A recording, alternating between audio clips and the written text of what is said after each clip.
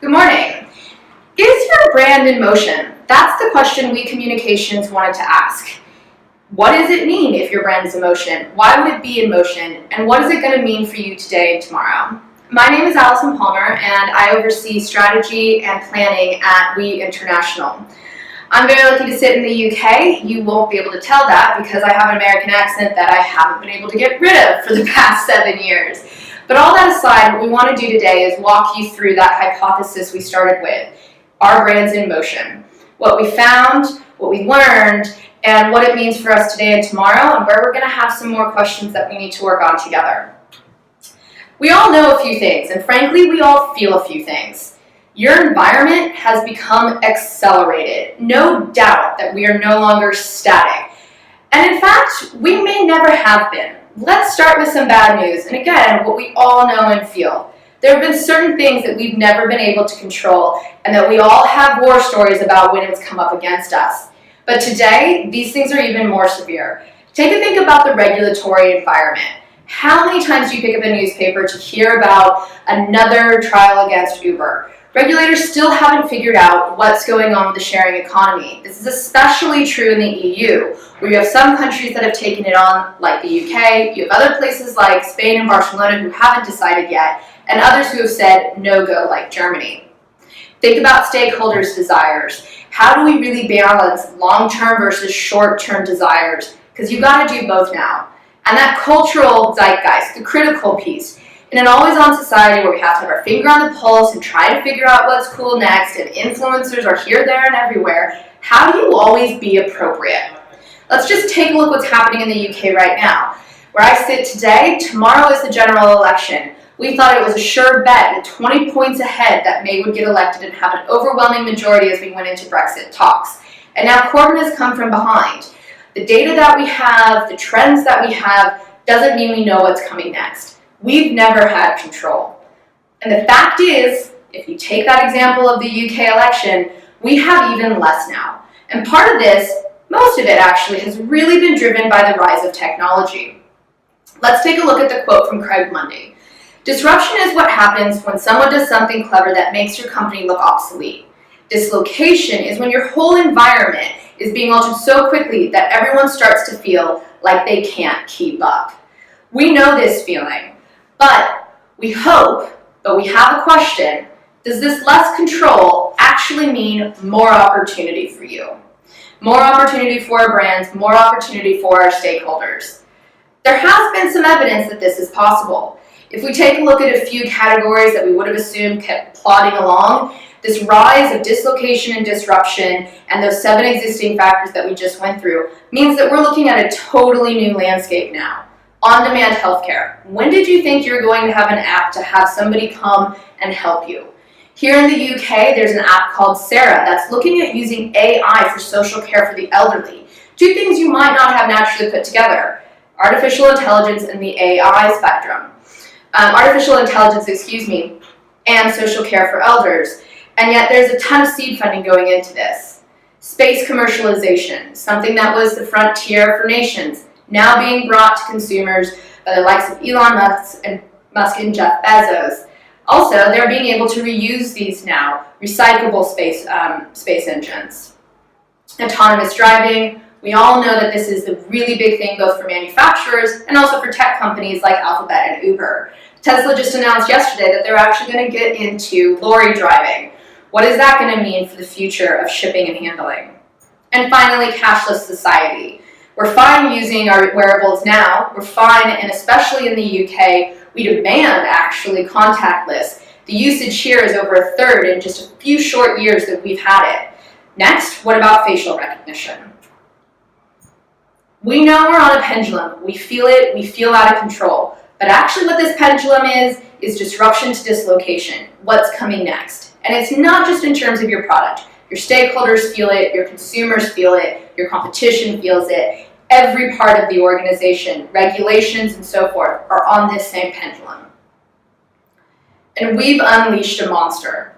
Today, we can be anywhere with the mobile web. We can access anything with the cloud, and frankly, we can solve anything with AI. Just last week, AI beat the best human Go player there is in the world. With these three things, is it any wonder that all of us are going, well, of course we can solve the next problem, we can invent the next thing, you can make it better. We have created an environment of exponential expectations. And again, I think this is something we all know and we all feel. Let's start with just a really simple one like transportation. We used to know the rules of going to taxis. You go down to the street, you flag it. Sometimes you pay too much money, especially here in the UK with black cabs. Enter Uber. Seamless, convenient, comes to your door. You don't have to have cash. But actually, is that enough? No, we need to actually think about ride sharing because I don't want to have a negative environmental impact. I don't want to put more cars on the street and have more cars just driving around waiting for somebody to pick up a ride. So enter more environmentally safe and sound things like Uber sharing, BlaBlaCar in France that actually preceded Uber but is becoming increasingly more popular with this, with the rise of environmental concerns. Aggregators in Europe where they actually show you all of the different options for your best ride sharing. Then take a look at Juno, which is actually a service that was previously in New York. They were actually giving shares of the company to their riders. They felt very strongly that actually the shares to their drivers. They felt very strongly that drivers were no longer being treated fairly.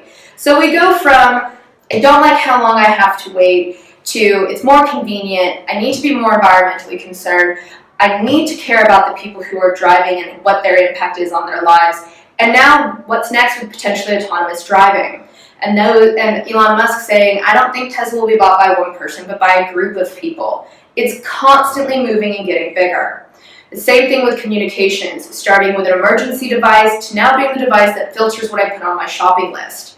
Or entertainment. Again, I was fine carrying around a clunky boombox and having a ton of discs, having shelves in my house dedicated to it.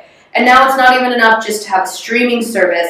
I need to be able to explore, and I certainly want to hear more of my artist's voice. So we might know and feel all of these things. The changing environment, additional expectations that are constantly on the rise, this pendulum of disruption and dislocation, but it's left us with questions. Is it more opportunity? And even more importantly, are you going to be the one propelling your brand? Is something or someone else going to propel your brand? Or is it actually both? And again, that leads us back to the question of motion. Here's the thing. We talk a lot about position, but you have to wonder, is that even available today? Can we actually get to a static position and achieve it? Or is it a flawed, bygone, wonderful idea of yesterday? Because let's start with reality. The reality is you're going to do something. The reality is there are 7 existing factors. There is disruption and dislocation. There is those exponential expectations. And there's your consumer view. All of those things are coming together to create motion. Motion is what you do versus the forces that are being exerted upon you. And why do you care? Why does it matter? Again, like we said, let's start with reality. Positioning assumes it's static. In a world where nothing is static, where there is acceleration, disruption, dislocation, and exponential expectations, brand motion actually reflects the realities of the world we live in today. And by looking at the world in this way and understanding these factors in motion, we identified 4 realities and 4 things that we need to keep in mind. The first is that stability is actually an element of motion. Now I appreciate I just spent however many minutes yammering on about how things are constantly in flux and talking about a really difficult environment to even pretend that there's anything of stability. And yet here's a paradox to it all. Thank you, our consumers, as always. When we ask consumers in China, the UK, and the US, in this world that you live in, is it even possible for brands to be a stabling force? And the majority in each of the markets said yes, 61% in China, 42% in the UK, and 48% in the US. About a third of people also said maybe it is, maybe they can have an element of stability. Less people said no, only a quarter in the UK believed that brands can't provide that stability. This is important because as expectations change, enterprises change, and there's bound to be a disruption tomorrow, people still believe that brands can be a stabilizing force and make sense out of this chaos and be a step ahead. I'm going to use a bit of a weird example here, and we all love to complain about them, but think about TFL, okay? When there's a problem with TFL, there is always a diversion service, and they've really been working hard to bring in the latest things above and beyond. They were one of the first people and one of the first options to have contactless. They quickly brought in the night trains. They're building a new train for as the people in London start to move further and further out due to housing surges. They're open to ride sharing, and it's brought that in to the transportation economy. And they're constantly looking for new ways of thinking about things. Perhaps UK will be the second place to get facial recognition to pay for mobility, like what is being actually trialed right now in China. So there is an opportunity for brands and for services to be a stabilizing force and take people with them on this journey of disruption and dislocation. The second is that cutting edge is actually transcendent.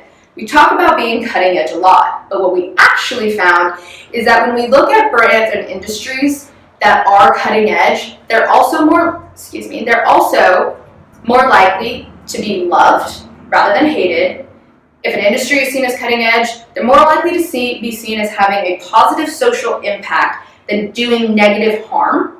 And they're also seen to have a more positive experience rather than being considered miserable.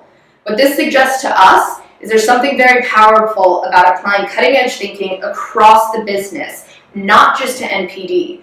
These things, people are looking for cutting edge in all sorts of different ways. Experience itself is a manifestation of every touch point within your business, from your employees to your customer service, to your innovation, to your brand and marketing team. How do we make sure we bring cutting edge to that as well? Because it's necessary. And you'll see here are the strong correlations which tell us that this is a relationship we really need to consider and manage. Next, we have the Unilever effect. A personal favorite because Unilever is a UK-based company that has been doing some amazing things for many years. Let's just do a quick synopsis of what we're actually talking about with Unilever. When Paul Coleman came in, he stopped doing quarterly earnings and earnings guidance. Why? Because when you report on quarter to quarter, you're focused just on short term. Any of the shareholders that actually wanted this information, he invited them to relieve of their stocks and leave. Why? Because he needed his shareholders to be focused on their long-term objectives. And then he introduced the Unilever Sustainable Living Plan. And this asked Unilever to halve their carbon footprint, half their environmental impact, negative environmental impact, look for only raw sustainable materials, and in their billion-dollar brands put a social purpose at the heart. What this has done is still retain the product efficiency that Unilever has always brought to its customers and provided a mission to help 1 billion people. If you look at Lifebuoy in India, a soap, through their program of helping children educate on cleanliness and hygiene and providing the soap to do it, they have saved millions of lives. And Lifebuoy is still one of the top contending soaps, and it still does its job. What we saw from our data when we asked people across the world in China, UK, and US, do you want product efficiency or do you want a brand that can do social good? They couldn't decide. The majority of people put that right in the middle. I need both. It is not one or the other right now. And Unilever is a prime example of how that can happen and also what it can do for your bottom line. The fourth reality I'm going to have to tell you is my favorite. And maybe that says something about me. But the fact is, people will love you today and shame you tomorrow. We had 24 scenarios. We asked about 8 industries in 3 different markets.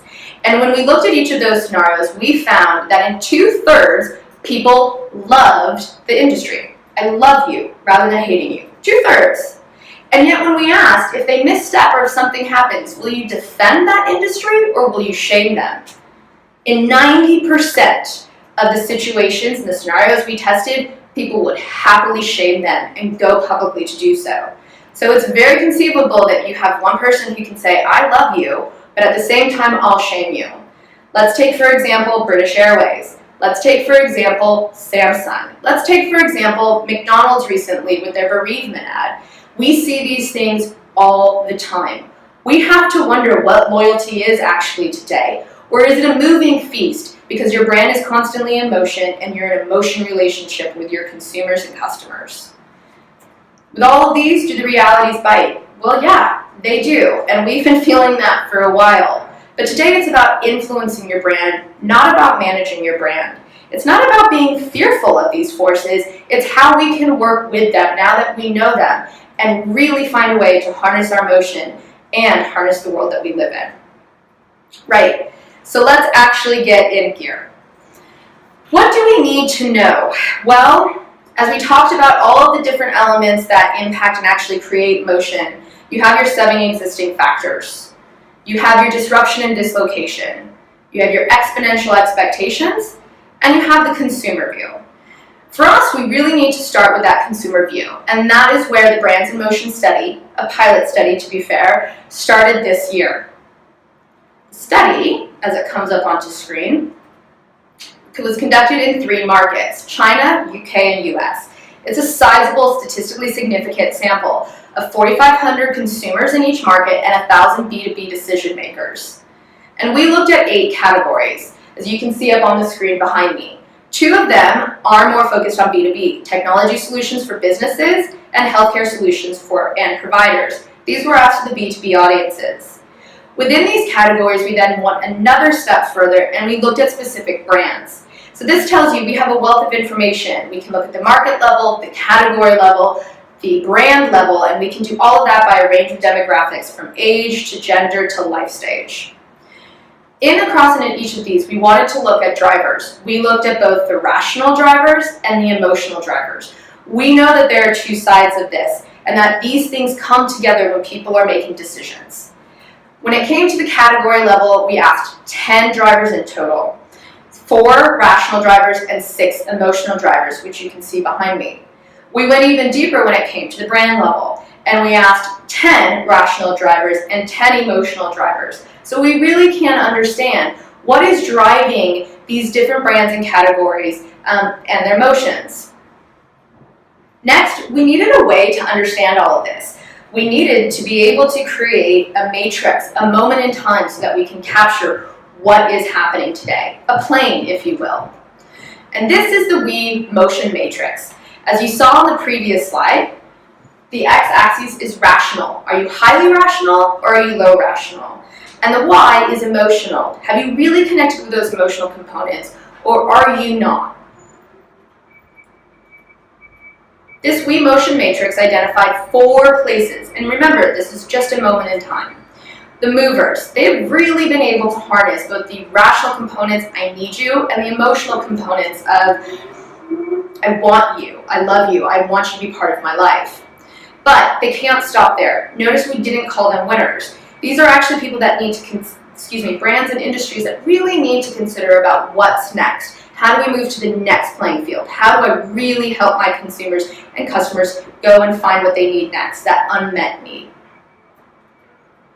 Next, we have the defenders. Here they are, high on rationality, I know I need you, but not really hitting home on the emotional drivers.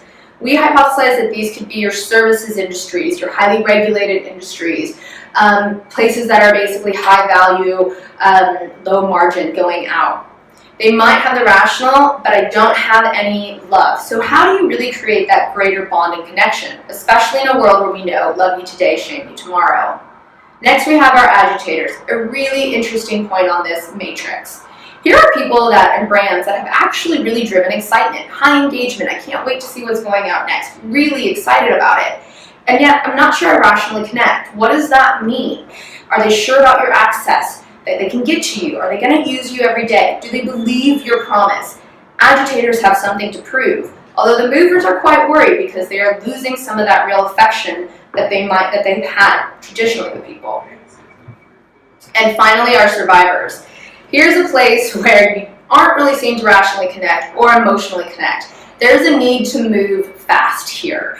And there's a real opportunity because you haven't had those things. What can you do to surprise and delight? How can you really make a splash? You have the foundation to do it because people currently aren't expecting a lot from you.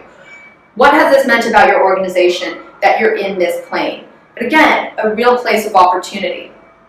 And so with that, you think and you look at this matrix and you go, is this actually the survivor, the worst place to be? We'd like you to consider another place, the vortex, which is right in the center. You're not really anything to anyone. How did you get there? Why did you get there? And what are you going to do about it? Are you going to try and become a mover? That's going to take a lot to actually prove down all those proof points. Or are you going to slip into survivor and realize it was too little too late? There is something to do here, but this is a very dangerous spot to be on the motion matrix. So, where is it all moving? The data that we had provided us with the realities and showed us that we should be really looking at the matrix. But now let's get into what we saw on the matrix. First is that our markets are different. They're different culturally, they're different in the ways that they're interacting with what's happening around in their world, and it's a different start point.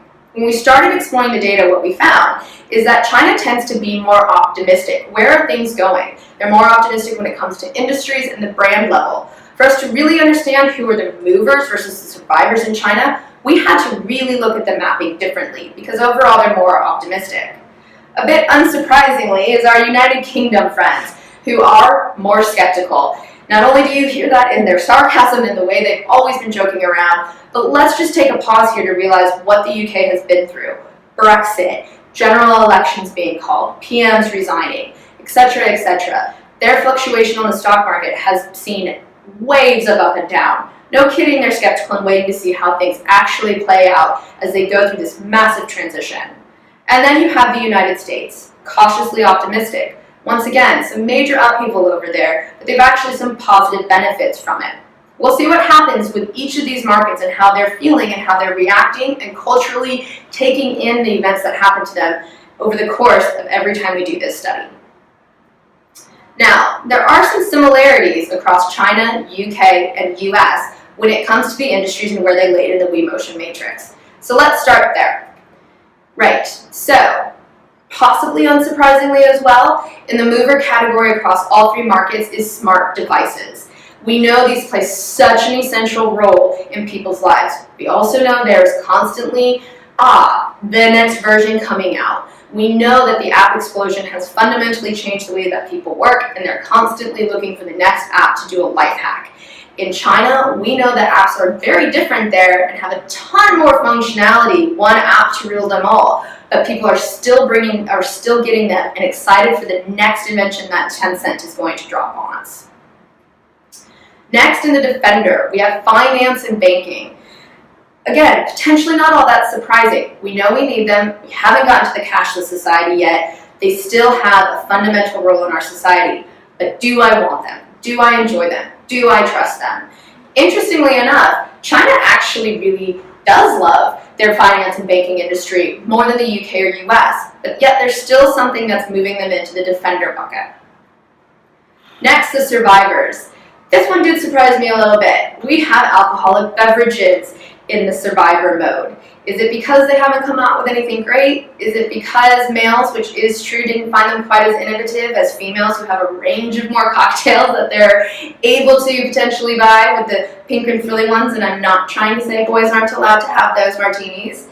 And also automotive, which is really interesting considering how much hype there has been around autonomous driving, ride sharing, the industry themselves trying to disrupt themselves with Ford and GMC really getting heavily into these spaces. We saw in the data that people are saying, yeah, they're more innovative, but I don't think they're doing good for the world, and I certainly don't like the experience. So that overwhelmed them and put them into survivor. I don't want to have a car in the future is what people are telling us. So a really tension-filled place for automotive to be right now. Even if they're seen as innovative, it's not overcoming those experience, social impact, and do I want you in the future. Also, no agitator is actually consistent across each of the markets. But next we're about to go into the differences and see how that plays out. So, the differences. We had differences, each of the markets put health solutions in a different place. China, also nationalized, but it's defending itself. Is it going to be ready for tomorrow?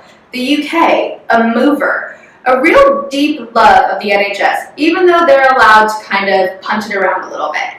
And also there's been quite a rise in health and wellness here with new type of gym activities, juicing, Fitbit, iPhone, iWatches, that's not the right word for that, but so forth and so on, and a real focus on it.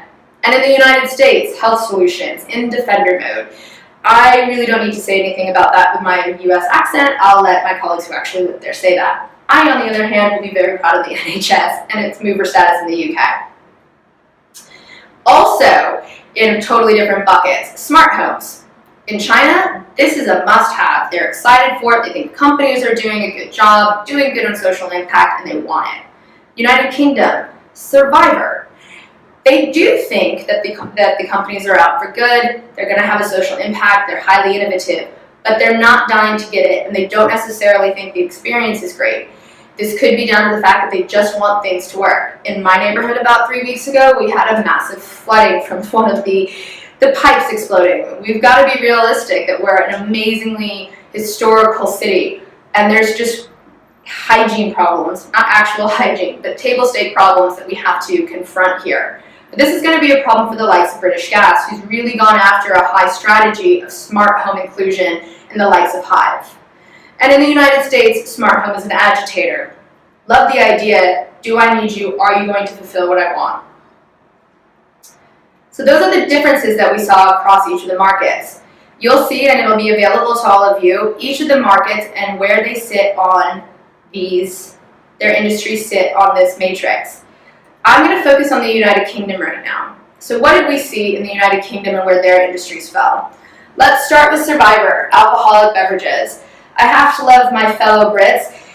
They said, I don't want alcoholic beverages in the future, but they also were overwhelmingly the most likely to say that they were going to buy them. Perhaps we are still drowning some of our sorrows from what's happening around us today. But it's true, it's a very important industry, it's very clear and part of the social chemistry within the UK, but yet we are looking for a bit more. How do you innovate it? How do you take us to that next level? Health and wellness as a survivor here. Again, interestingly, considering that we put in the mover category that our health solutions and the greater health providers are much more in the movers. Automotive, as I talked about earlier, a place that has a ton of public transportation and is increasingly trying to get that out there. Also, most of the major cities have congestion charges. This is if I have to have it, I have to have it, but I don't particularly want it. Your innovations aren't enough to overcome that experiential issue and the impact that you're doing. Plus, I have other options. This is especially true of the millennial and younger generations in the UK. And smart home, again, as we talked about earlier. Going right up diagonal, let's talk about the movers. Computing devices. Unsurprising again, we see in the UK a very heavy need on our computing devices. We have more usage of multi-screen and more usage of digital services than across our EU partners, our EU colleagues. Also, it's really been embedded across the type of life that we lead. As we talked about health solutions as well. Defenders, finance and banking. We felt the GFC here and we're still coming back from it. And with the likes of Brexit and what's going to be happening to companies and our financial institutions in the city, there is a lot of questions around this and I need you, but I certainly want to look for something else that can help me if all of this goes a bit sideways. And finally, the agitator bucket, tech B2B. Again, interesting, emotional pull for it. We have a lot of startups here. Just go to Old Street in our Silicon Valley. We see a lot of WeWorks. In fact, 3 new locations are popping up in the next few months. People are really going independent here. They have a desire for those tech B2B solutions. But what their expectations are haven't necessarily been met as they're agitators, not yet movers. They really need to bottom down on being the people that can provide every single day. Again, going through the United States, all this data will be provided to you, but focusing on the UK. So, why does all of this matter? Well, it matters because we've known and felt that the reality is different today. So there is a pendulum, it's not slowing down. Position has to give way to motion. It doesn't work today, but there is more opportunities with our less control, and there is an opportunity to propel your brand. The new realities give us a way to do this. We have to know that stability is a part of motion. We have to think about cutting edge in a more holistic way. We need to consider what the Unilever effect is and how we can build that into our businesses appropriately. And we need to really consider about loyalty. There's a love-shame game happening here. Perhaps we don't need to look at NPS, but something different. At any given point in time, you're a mover, defender, agitator, and survivor. With all the data that we have, we not only understand what drives an industry or a brand to one of those buckets, but what we can fine-tune, like levers on a DJ board, to really harness your emotion and get it to move forward and into another place. And if that's the case, and if our brands are in motion, then the stories we put out there and how we're connecting with our consumers and how we earn our space in their mind and in the public mind means that our stories need to have jet fuel, which we've talked about before with stories in motion. So all this is to say it's a really exciting time. We have a ton of opportunities, especially in the UK and across the EU. And I know that people out there will be talking about APAC, but we have to realize the realities and we have to get excited about how our brands can be in motion. Thank you very much.